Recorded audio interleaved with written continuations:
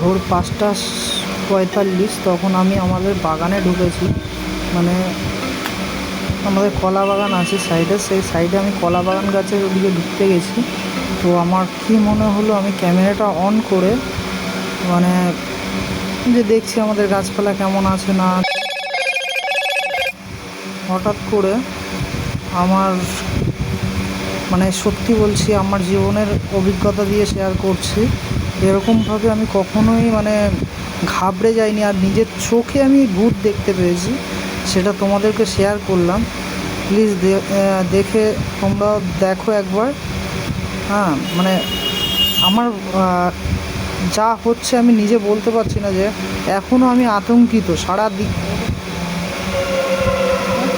এইবার দেখো এইখানটায় আমি মানে আমার হাত দিয়ে ফোন পর্যন্ত পড়ে গেছে, আমি এমন পরিস্থিতিতে পড়ে গেছিলাম।